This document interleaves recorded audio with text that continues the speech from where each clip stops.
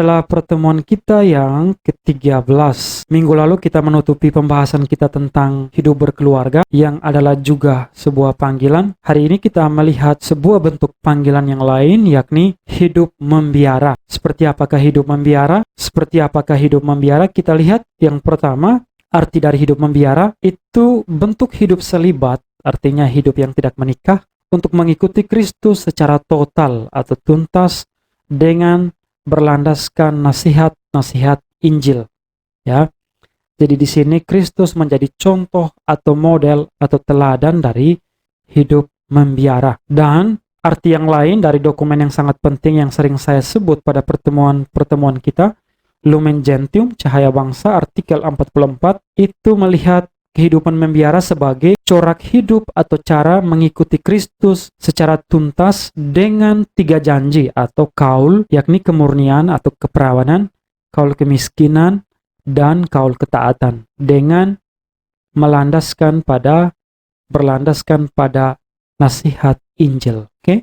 Saya mengutip di sini satu perikop yang sangat penting dari Matius bab 19 ayat 12 tentang bagaimana orang-orang yang hidup membiara, ya. Jadi ada landasan biblisnya. Itu Injil Matius mengatakan bahwa ada orang yang tidak dapat kawin karena ia memang lahir demikian dari rahim ibunya. Ada juga orang yang dijadikan demikian oleh orang lain. Tetapi ada juga orang yang membuat dirinya demikian karena kemauannya sendiri, oleh karena kerajaan surga. Siapa yang dapat mengerti, hendaklah ia mengerti. Oke, dalam konteks orang-orang yang hidup membiara, baik di sini para suster, para frater, dan para bruder, itu karena memang mereka menginginkan demikian, ya. Maksudnya mereka menjadi biarawan atau biarawati itu karena kemauannya sendiri, karena pilihan bebas, kehendak dan kemauannya sendiri demi pelayanan Tuhan atau kerajaan surga. Jelas, ya? Jadi tanpa paksaan orang lain. Tidak bagus kalau hidup membiara itu karena paksaan orang tua, tidak bagus.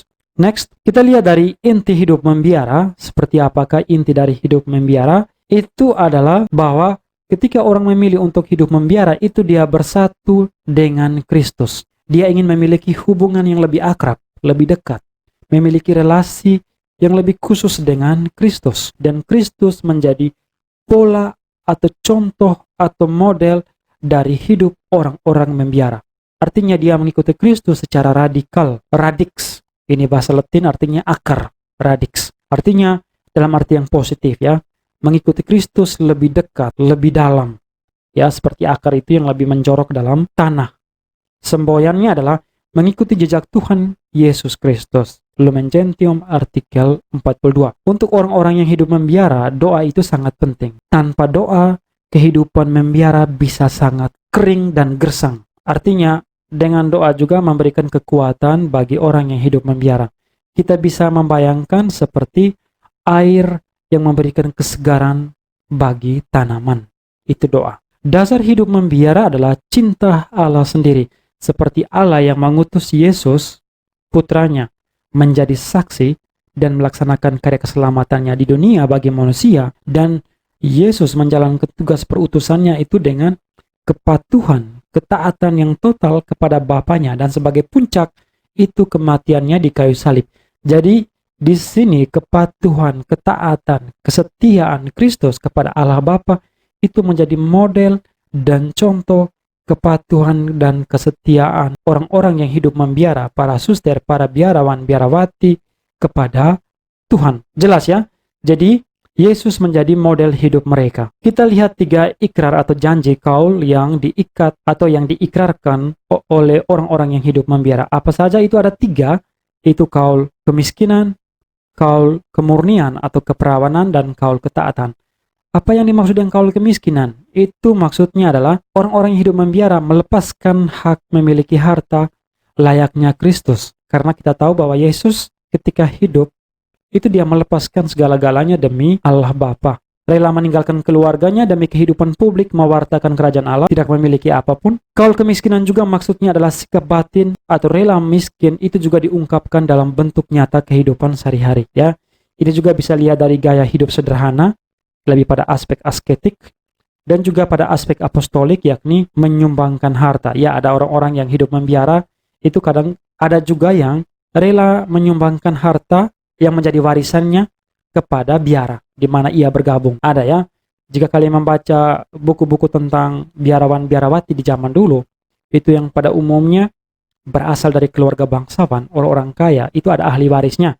Jadi kadang-kadang ketika mereka bergabung di sebuah biara, itu mereka juga menyumbangkan harta sebagai bagian dari ini janji kemiskinan. Menyumbangkan tenaga, waktu, keahlian, keterampilan demi karya apostolik, kerasulan, pelayanan Tuhan. Kita lihat janji yang berikut, yakni ketaatan. Itu taat seperti Kristus melepaskan kebebasan kemerdekaannya. Jadi ketaatan Kristus kepada Bapaknya menjadi contoh ketaatan para biarawan biarawati, dan sebagai konkretisasi atau wujud konkretnya itu adalah ketaatan orang-orang biara, para biarawan biarawati atau para suster, bruder, frater, itu mereka taat kepada pimpinan mereka di dalam biara.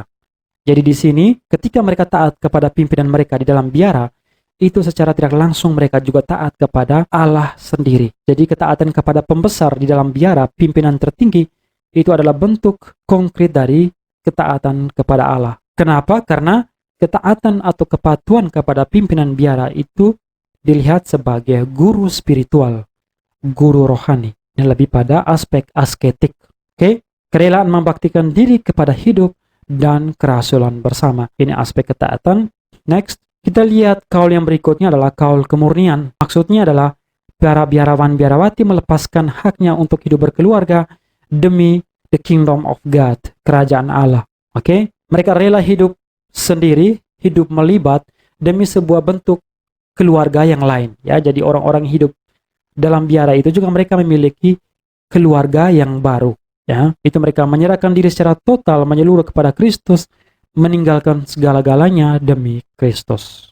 Oke, sebagai akhir dari pertemuan kita hari ini, ada penugasan buat kalian semua para siswa. Pertanyaannya adalah, apakah pilihan hidup membiara masih relevan di zaman ini? Apakah masih perlu jika seseorang mau hidup membiara di zaman yang menggiurkan seperti ini, di zaman sekarang ini? Jadi saya meminta kalian memberikan argumen dan pendapat pribadi kalian. No Google, sekali lagi, tidak boleh mengcopy dan mempaste pendapat orang lain, itu sangat tidak bagus, sangat tidak akademis. Saya meminta satu paragraf 10 baris, disubmit di psikologi, paling lambat jam 8 malam. Saya melihat ketika saya memeriksa tugas, ada yang mengumpulkan telat pekerjaan. Diminta jam 8 malam hari itu, kumpulnya seminggu berikutnya. Itu saya lihat, itu ada tulis late di psikologi. Ada yang hampir 1 minggu. Pertemuan hari ini sampai di sini dan sampai jumpa pada pertemuan berikutnya.